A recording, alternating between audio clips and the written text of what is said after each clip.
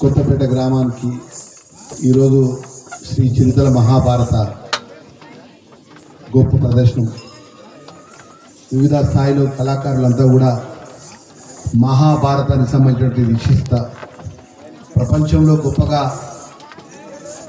మహాభారతం అనేది ఒక భగవద్గీత, శ్రీకృష్ణ పరమాత్ముడు మహాభారతం అనే ఒక అంశాన్ని చింతల మహాభారత పరంగా నాటకం పరంగా ఈ కొత్తపేట గ్రామాన్ని ప్రజల మధ్యలో సుమారు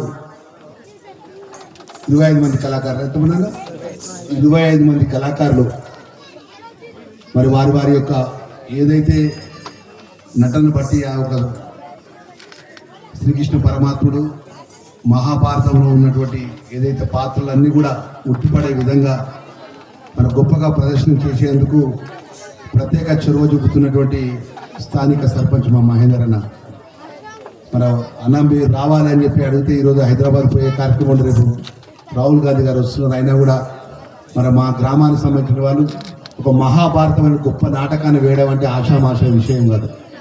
అంటే ఆ మహాభారతం యొక్క భావ్యం కానీ ఆ యొక్క సారాంశం కానీ చాలా గొప్పది. దాని ద్వారానే ప్రపంచం అంతా నడుస్తుంది. ధర్మం కానీ మనం జీవితంలో అనేక కష్ట సుఖాల లోపల ఆ భగవద్గీత గొప్పగా మనకు అన్ని విధాలు అండగా ఉండే భగవద్గీతను మన మహాభారతాన్ని మన నాటక రూపంగా నా నిజవర్గం మన కొత్తపేట గ్రామంలో ప్రదర్శన చేయడము, దానికి సుమారు 25 మంది కళాకారులు సుమారు 4 రోజులు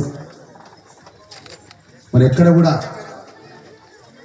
ఎంత ఇబ్బంది ఉన్నా కూడా మన గొప్పగా ఆలోచన చేసి దీనికి ముందుకు వచ్చిండు మన సర్పంచ్ మహేందర్ రెడ్డి గారు. అదేవిధంగా వారి యొక్క పాలక వర్గము గతంలో కూడా ఏదైతే చింతల రామాయణ గతంలో చింతల రామాయణం కూడా ఇదే గ్రామానికి నాతో జ్యోతి ప్రజ్వలన చేయడం జరిగింది.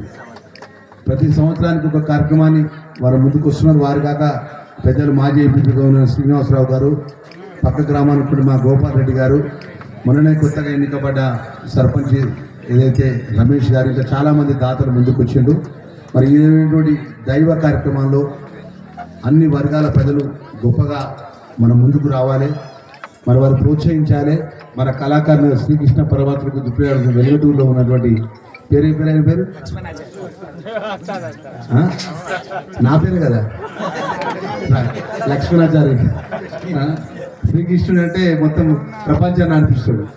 మరి అంత గొప్పగా నటించే శ్రీకృష్ణుడు ఒక పద్యం చెప్పారు అన్నమాట.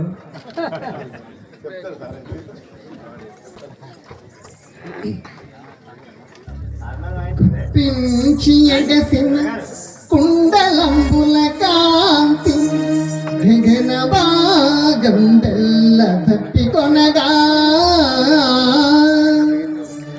పురిన నోర్వక ఉదరంబులోనున్న జగముల రేలున జగతి కదలా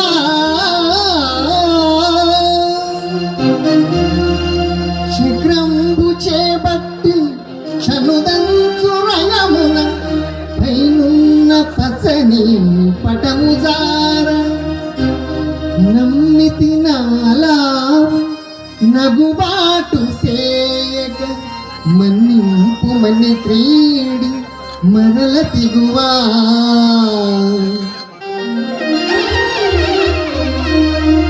కరిగి లంకించి సింహంబు కరని మరసి నేడు భీష్ముని చంపుదు నినుగాదు విడువు అర్జునాయని నాదు విషిత వృష్టి తెరలి చనుదంచు దేవుండు దిక్కు నాకు